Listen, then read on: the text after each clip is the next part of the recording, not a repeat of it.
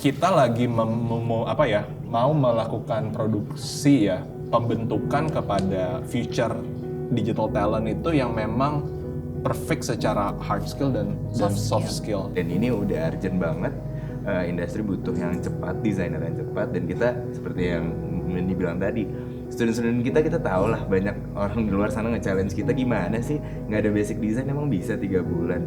Nah itu yang selalu kita olah, selalu kita inovasikan. Kalau misalnya kita cuma fokus ke data visualisasi aja, oke indah, tapi tidak bisa menjelaskan. Betul, itu enggak. Tidak ada meaningnya. Nonsense kalau itu. Iya, tapi mungkin buat calon murid yang mau masuk Purwadika, ini akan menjadi sepertinya nih saya tangkep adalah untuk lulus dari job connector tidak akan semudah itu ya. Benar ya Pak ya? Kurang lebih ya.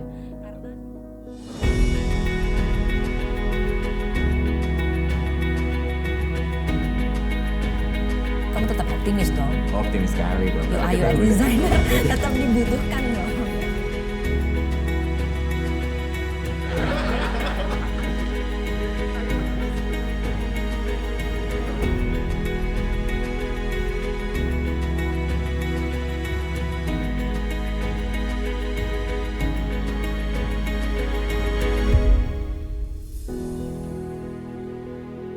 Nah, sekarang aku mau masuk ke pertanyaan berikutnya.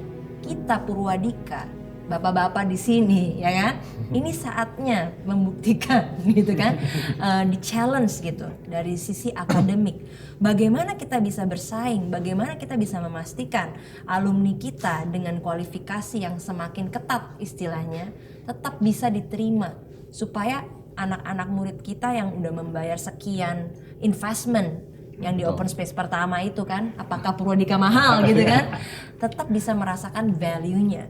Nah mungkin siapa yang mau jawab duluan? Apa yang kita lakukan strategi kita, Brian? Iya, jadi mungkin sedikit report juga untuk teman-teman semua yang mendengarkan bahwa tadi kita kayak bahas kan kayak sesuatu yang kayak sulit, tough gitu ya. Aduh, opportunity masih ada. Saya berani buka fakta bahwa udah mulai dari kuartal 4 2022 sekalipun, ketika memang banyak company yang massive layoff, terus banyak yang freeze hiring, proses rekrutmen kita tetap berjalan dengan progres yang tetap bagus gitu loh, tetap sesuai. Jadi itu sebenarnya membuktikan bahwa supply and demand-nya tetap ada.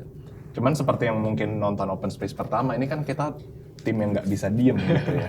Kita selalu respon cepat sama apa yang terjadi perubahan di market, di industri. Kita juga tidak memungkiri bahwa info seperti ini juga dirasakan karena kita di Purwadika ini kan ada lifetime career support. Dan soalnya makanya alumni kita itu selalu datang ke kita juga untuk berkonsultasi kan gitu ketika mereka mungkin menghadapi tes di satu tempat lalu mereka gagal atau ditolak. Itu kan selalu juga feedback yang kita iterate. Dan di situ juga kita memang meng-capture, waduh ini standarnya udah lumayan berbeda nih ya. Kayak mungkin nanti mention dikit gitu kan. Di digital marketing sekarang bikin konten juga suka diminta untuk bisa bikin visual design-nya juga sekalian. Harus ngerti desain. Ya wow gitu kan. Kayak UI UX juga harus ngerti digital marketing juga somehow, apalagi untuknya ngerti lah funnel marketing tuh kayak gimana. Kalau nggak desain landing page dan lain-lain. Jadi kayak the game tuh berubah gitu. Nah makanya salah satu yang kita lakukan secara sigap dan cepat itu mungkin terbagi jadi 2 layer. Pertama itu satu hal yang harus kita solve itu dari segi skill setnya dulu memang.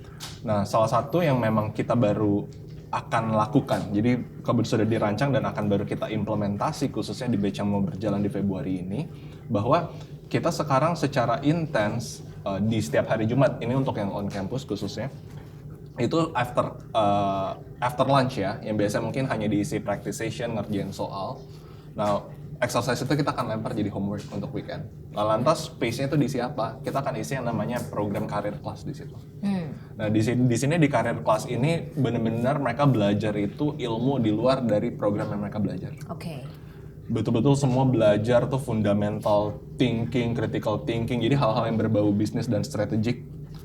Termasuk juga di situ kita akan polish lagi bagaimana cara mereka public speaking, presentation, interview, soft skill-nya diasah, dan juga wawasan terhadap industri sendiri. Jadi di situ kan ada terjadi cross division learning. Kayak UI UX harus ngerti tentang digital marketing, mereka harus ngerti tentang funnel gitu loh.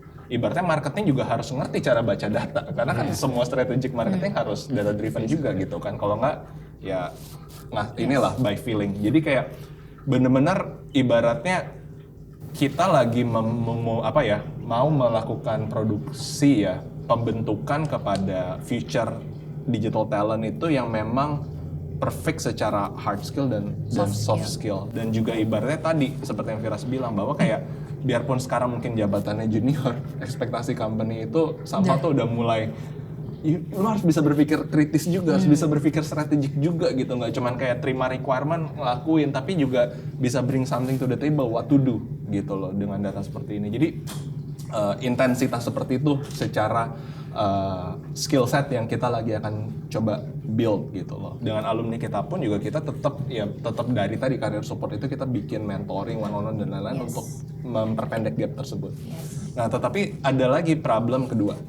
Karena gimana pun juga ini pasti juga dirasain sama bootcamp manapun, aku rasa ini generik. Karena kita konsepnya shifting career dan memang yang belajar di bootcamp itu bisa dari background apapun, dari latar belakang karir yang berbeda. Berarti ketika mereka lulus kan kalau boleh ngomong disebutnya fresh grade kan. Masih baru gitu loh. Kayak di CV-nya belum bisa tuh ditulis tuh kayak udah punya pengalaman sebagai digital marketer berapa tahun, UX berapa tahun. Nah, problemnya yang aku mau mention adalah skepticism. Skeptical gitu loh kan, bahwa ibaratnya inilah yang memang terjadi. Salah satu PR kedua yang kita harus overcome adalah skeptical, khususnya dari company-company yang melakukan recruitment. Karena kan ibaratnya kalau tadi fenomenanya banyak dari ex-startup, ex-tech company yang tadi sudah punya experience kena layoff, dan mereka tentu pasti open to work dong, mencari pekerjaan. Jadi ketika akhirnya ngelamar di satu perusahaan, nah ini 2 CV masuk nih, ya kan? Satu let's say masih fresh grad, satu let's say udah punya experience. Bahkan yang punya experience sendiri, fenomena yang lebih menarik, banyak yang willing untuk terima underpay dari company sebelumnya for the sake of tetap bekerja gitu. Itu yang dialamin. Jadi kendala nomor 2 adalah skeptical. Dalam artian kayak tadi, kalau cuma sekedar lihat kasat mata dari CV, kesannya ini ex company ini udah kerja berapa tahun, berarti dia udah experience, ini mah anak baru kemarin gitu. Nah, jadi salah satu hal yang kedua adalah yang kita lakukan selain tadi mempersiapkan talenta yang memang sebenarnya teruji ya, secara skill set, secara soft skill mereka capable. Nah, ini tetap belum cukup. Karena ibaratnya masih ada jurang skeptical tadi. Belum bisa terbukti dong, harus lihat performance-nya dia dulu dong gitu kan. Nah, ini juga yang kita kerjakan di Purwadika. Gimana caranya supaya kita bisa mengikis untuk supaya talent kita itu bisa benar-benar kelihatan, walaupun memang mungkin secara CV pengalamannya belum sepanjang itu, tapi secara kemampuan, secara skill set mereka itu bisa diadu. Karena kita sendiri sangat percaya sama alumni kita. Kita pun merekrut banyak dari alumni kita, ya kan? Saya pun di perusahaan yang lain juga merekrut developer dan tim digital dari alumni kita, gitu. Untuk mengerjakan proyek yang nggak mudah, gitu loh. Berarti ada transisi, cuma kan curang ya. Kita yang tahu, gitu. Jadi kita pasti tahu skillnya dan kita berani buktikan itu. Nah, untuk hal ini banyak juga strategi yang kita tempuh, khususnya dengan juga tadi selalu melebarkan sayap ekosistem kita dan memaintain ekosistem tersebut. Nah, seperti yang kita udah di open space pertama ya, kita baru mention internship kan. Nah, sekarang udah berjalan 3 kali nih, si Mandy bicara masalah internship. Itu juga salah satu kan sebenarnya strategi yang kita gunakan untuk supaya mempertemukan company sama talent kita dalam situasi yang company itu bisa merasakan dan ke high risk. Betul. Gitu loh. Jadi kayak ibaratnya PDKT dulu deh. Kalau misalnya cuma lihat CV kayak apa iya, udah cicipin dulu deh nih, lihat gitu. Dan banyak yang terhire ya? Terhire, atau bahkan kalau nggak terhire, offering letternya juga tetap jalan. Cuma kan balik lagi, alumni kita punya freedom untuk memilih gitu kan mau kemana. Tapi intinya itu salah satu yang akhirnya pas diuji, nanti mungkin ada videonya kali ya, testimoni dari banyak company yang rekrut murid kita di proses internship itu, mereka cukup amazed dan surprise gitu loh. Dalam artian, untuk seorang junior yang mungkin masih hijau gitu ya, tapi ternyata punya skill set yang bisa diaduk gitu loh, nggak kalah sama yang mereka yang sudah senior. Jadi kata kuncinya tadi pembuktian gitu. Kita juga sekarang punya lini bisnis yang namanya Purwadika Digital Consulting gitu kan. Itu juga membuktikan bahwa demand untuk perusahaan move ke digital tuh sangat gede karena beberapa klien kita tuh perusahaan konvensional ya sama seperti yang di sini Pak Andin dan ada tim yang lain pegang itu salah satu perusahaan PT Samudra Tbk ya itu kan benar-benar perusahaan konvensional ya dia meng-hire kita sebagai konsultan dan shifting ke digital juga jadi memang itu membuktikan demandnya gede. Nah dengan PDC sendiri Purwadika Digital Consulting sendiri kita juga karena bisnis modelnya tuh talent as a service gitu ya dalam artian bisa dapat seolah-olah rasa full time tanpa merekrut mereka sebagai karyawan full time gitu yang harus didinya ketenaga kerjaan industri dan lain-lain. Ini juga sebenarnya salah satu strategi kita untuk mengikis skeptism tadi.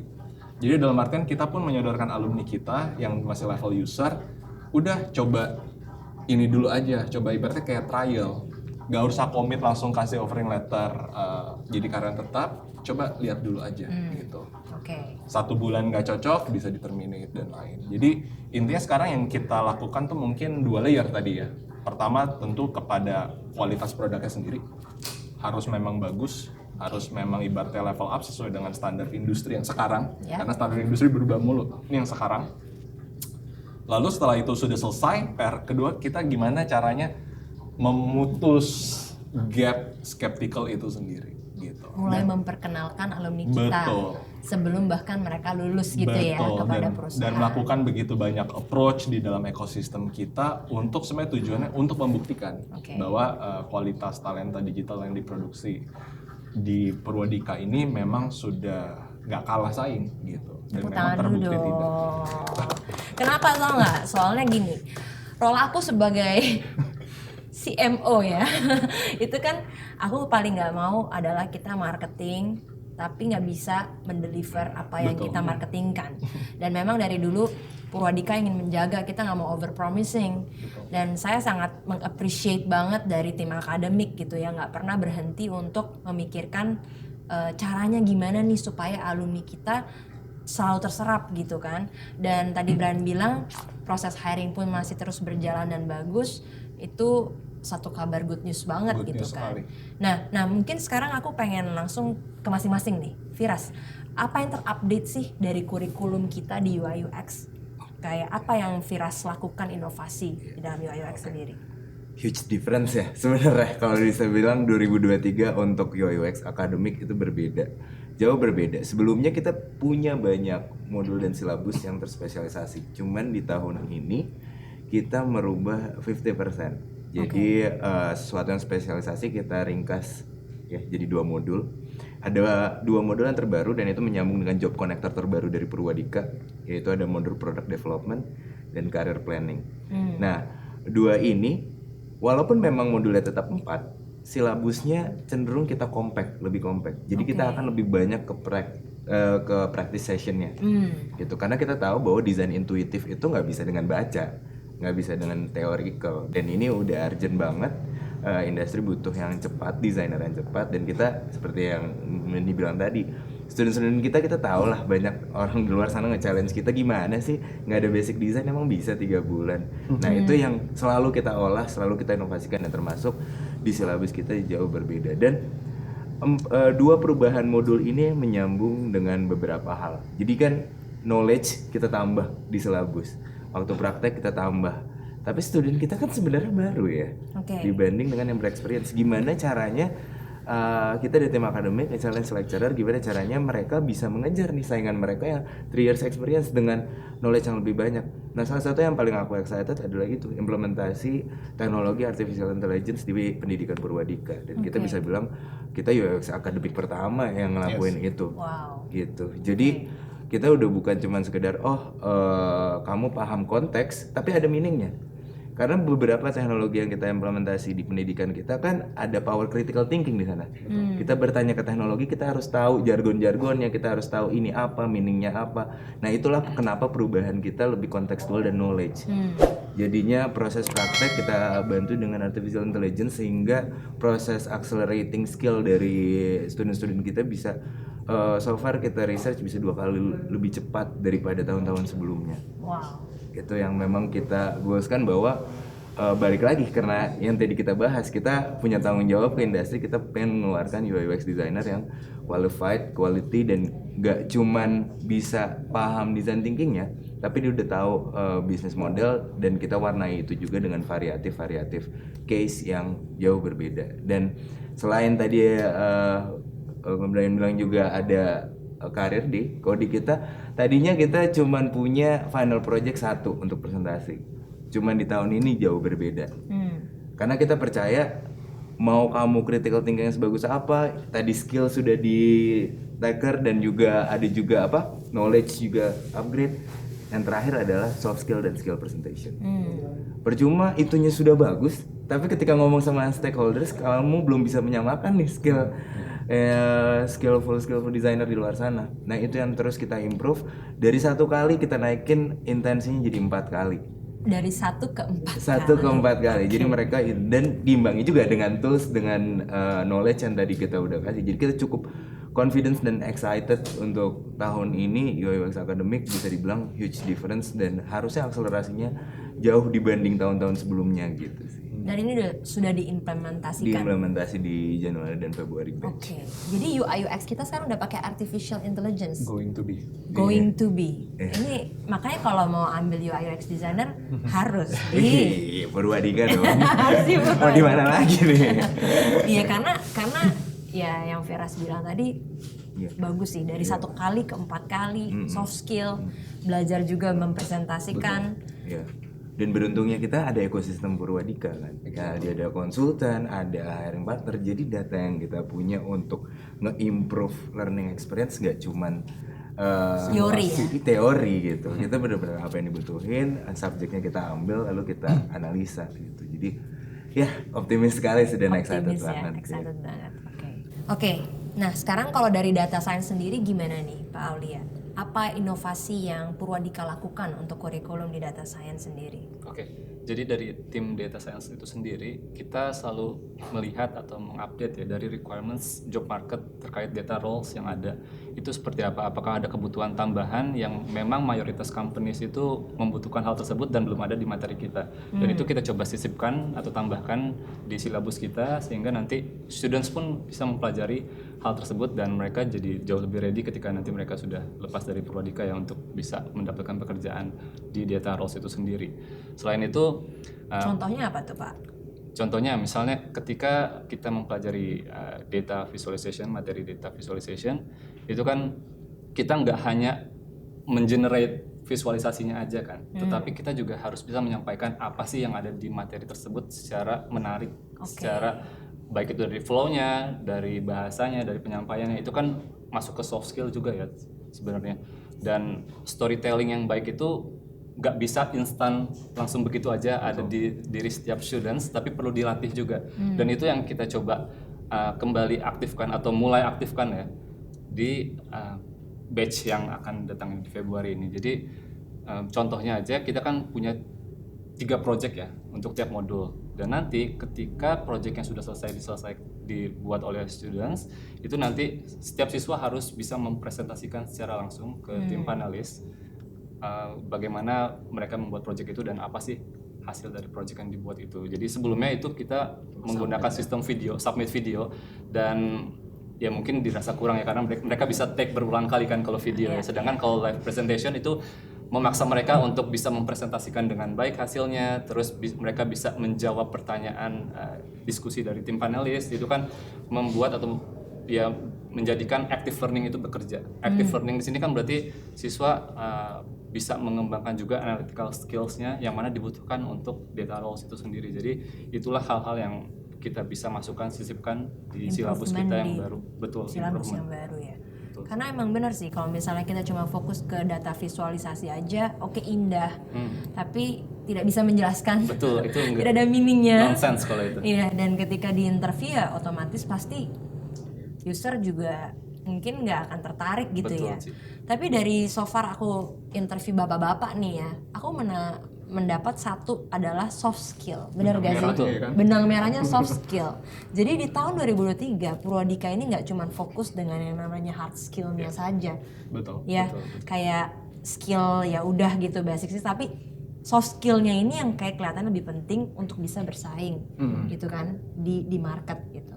Nah di open space yang pertama kita nggak sempat bahas tentang programmer. Oke. Karena banyak yang nanya nih, full stack developer gimana nih nasibnya gitu kan. Nah pengembangan kurikulum di full stack developer sendiri gimana Bray? Mungkin kamu bisa mewakili. Iya. Jadi ini mewakili ya, Iya. karena tim kita lagi nggak join kali ini. Jadi salah satu yang berubah sekarang adalah kita juga menggunakan, kita sekarang orientasinya kepada tes masuk perusahaan nih kurikulumnya. Jadi salah satu tools yang kita gunakan tuh seperti kayak HackerRank, Tes Gorilla, itu pasti di dunia software engineering pada tahu. Intinya tuh untuk mengasah fundamental programmingnya seorang programmer gitu ya. Dan memang itu ada banyak soal algoritma yang biasa digunakan untuk tes masuk. Jadi sebelumnya kan kita fokusnya kepada hanya portofolio untuk bisa at least dia sebagai full stack developer itu bisa mendesain aplikasi web based gitu ya, baik secara front end dan back end. Tapi memang menarik untuk programmer sendiri tes masuk itu kan nggak diminta untuk bikin web langsung atau bikin aplikasi, tapi yang memang dinilai itu tentunya fundamentalnya dulu, kecepatan mereka dalam problem solving, dan itu memang harus sangat dilatih dan teruji gitu. Jadi kita melihat juga, oh sekarang tesnya juga makin sulit tuh untuk algoritma dan lain-lain. Nah ini makanya sekarang juga kita galakan bahwa dari modul pertama, karena memang modul pertama kita kan programming fundamental, untuk melakukan exercise rutin yang dinilai mereka harus menyelesaikan dan ibaratnya memenuhi misi tertentu lah ya. Bahkan di final test selection kita terakhir sebelum masuk ke final project itu juga menggunakan tool seperti itu. Ada juga latihan interview. Jadi kita mengsimulasikan tadi bagaimana mereka tes masuk kerja. Karena memang kalau rumornya terjadi di industri kan biasanya dibilang tes masuk programmer tuh sulit banget, biarpun pas sudah bekerja nggak sesulit itu, gitu. Jadi makanya sekarang mereka sebenarnya udah punya skill set yang kita lagi bentuk sekarang dari awal, gimana caranya mereka lolos tes seleksinya, gitu loh. Dengan tadi mengimplementasi juga tools-tools yang digunakan di industri, di dalam kurikulum dan juga di dalam ujian penyaringan, itu pertama. Terus yang dari segi soft skill programmer sendiri, karena saya udah berkomunikasi sama programmer tuh udah cukup lama kali ya, udah 1 dekade gitu. 1 dekade? Iya. 10 tahun? Biar puitis dikit. Jadi salah satu yang emang menurut saya skill yang paling penting untuk kalau saya juga mau rekrut programmer adalah kecepatan mereka untuk baca requirement. Kecepatan untuk membaca requirement. Betul. Jadi kayak gini, kan programming itu kan memang kita mendevelop sesuatu untuk to solve something. Jadi sebelum kita bisa kasih jawaban terhadap permasalahan, kita juga harus ngerti dulu dong akar permasalahannya apa, yang diminta tuh apa. Nah kecepatan baca requirement itu penting. Karena kadang-kadang malas, apalagi kalau kita udah bicara bikin aplikasi, pasti kan untuk bisnis proses tertentu. Ya kan di project yang saya lagi develop misalnya sekarang ini fintech, OJK itu bisnis prosesnya panjang. Capek juga gitu kalau ngomong sama programmer yang kayak ini kayak itu maksudnya apa, ini maksudnya apa, nggak ngerti. Mereka mungkin bisa coding, tapi kalau ketika mereka nggak benar-benar ngerti requirement-nya, ini repot juga sih Medi. Otomatis nggak akan kena. Pas baca juga ibaratnya di submit dari UI UX ini ya flow-nya kayak gini, tapi mereka juga kayak nggak ngerti gitu ya. Kayak gimana gitu. Nah terus juga ibaratnya paling penting juga ibaratnya tadi secara soft skill programmer itu kita asah perfeksionis di dalam coding. Kedisiplinan nulis dokumentasi, Itu terus kita juga ajarin. kedisiplinan untuk bisa mentes apa yang mereka code sendiri gitu, nggak cuma dengan best case skenario, tapi mereka juga harus mulai pikirin gitu loh, apa aja sih behavior. Jadi makanya udah mulai kayak lintas juga, mereka juga harus ngerti UX juga. Mereka juga harus ngerti juga gitu loh, kira-kira orang berapa di mana dan lain-lain. Karena nanti mereka kerja, mereka akan bersinggungan banyak dengan UI UX designer juga. Betul banget gitu. Dan juga mungkin salah satu yang apa ya, signifikan juga gitu ya untuk seorang programmer yang kita lagi level up itu juga kita mau khususnya di proses interview yang terakhir mereka diminta live code. Jadi diminta live code, jadi mereka share screen ya kan, kita lihat langsung mereka proses mereka coding, dikasih soal. Yang soalnya itu let's say misalkan yang diminta tuh requirement-nya tuh ada 3 sebenarnya gitu ya, ada 3 requirement yang dengan bobot nilai yang berbeda. Tapi sebenarnya itu kesatuan aplikasi. Nah, di situ juga kita mau ngelihat pas dia baca requirement, bagaimana cara dia melakukan strategik dalam men-solve ini. Gitu. Jadi kita minta sebelum live code, please storytelling ke kita. Requirement yang diminta apa? Terus yang kira-kira ada di bayangan kamu mau ngerjainnya step by step-nya tuh kayak gimana? Kayak gitu. Nah dari situ kita bisa ngeliat apakah ini tipikal programmer yang dikasih spek langsung hantem kromo, coding dari atas sampai bawah, melihat bahwa sebuah project itu linear, Atau dia mereka mengerti. punya kemampuan yang oh ya ini kan ada 3 titik ya. Iya, iya. Ibaratnya titik pertama nggak jadi, titik kedua bisa jadi dulu kok. Saya start dari sini, ini tinggal di kayak gini. Itu namanya punya apa ya, kedewasaan ya, critical thinking. Critical, ya, Nah, critical thinking. itu yang kita lagi juga sangat mengedukasi gitu loh. Karena kalau programmer itu cuman ya oke ngerti coding, tapi the way mereka dihadapin masalah tuh linear, bisnis tuh dynamic banget. Iya. Kayak kita dalam sprint itu terkadang, misalnya kayak kita punya target ya 2 minggu kita mau achieve fitur A, fitur B, fitur C. Tapi kan hal yang nggak diharapkan biasa selalu bisa terjadi gitu. Bisa jadi nyangkut di flow yang ini, tapi flow ini udah jadi. Oke. Harus bisa punya dinamika gitu loh. Jadi memang makanya harus bisa berpikir kalau ini fail, ini belum, gimana ya alternate-nya dan lain-lain kayak gitu. Nah itu yang kita push. Tapi tetap benang merah tadi. Soft skill nggak cukup programming, tapi kita mau mereka tuh punya mature gitu di dalam understanding kepada requirement dan juga strategi mereka dalam problem solving.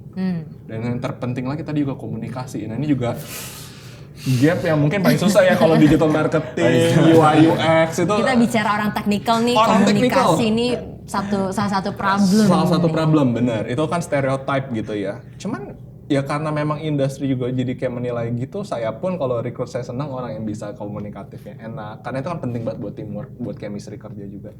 Nah itu juga PR yang memang lagi harus Dan kita itu yang asah. kita asah dengan tadi yang career coaching tadi yang mau Betul, kita ganti ya. betul. Kita mau programmer yang mungkin bisa jago presentasi kayak digital marketer kali ya. Tapi mungkin buat calon murid yang mau masuk Purwadika ini akan menjadi sepertinya nih saya tangkep adalah untuk lulus dari job connector tidak akan semudah itu ya. Benar ya Pak ya? Kurang lebih ya. Standar industri itu bukan cuma sebuah jargon atau slogan gitu. Betul. Benar-benar Purwadika itu mengikuti ya standar industri. Apa yang industri butuhkan saat ini, apa yang industri cari, dan itu dari tim akademik benar-benar bekerja keras untuk terus men-tweak ya kurikulumnya supaya benar-benar lulusan kita diterima oleh industri. Kita betul-betul mau murid kita itu mereka punya harapan untuk shifting career. Yes. Mereka sudah investasikan uang. Betul. Mereka harapkan untuk memang bisa landing di karir. Nah kita mau menjadi apa adanya. Kita mau kasih fakta, kita nggak membuat industri itu sesuatu hal yang kayak kesannya tuh mudah untuk dijajaki, mudah untuk ditaklukkan dan lain-lain. Jadi kita buka dengan fakta.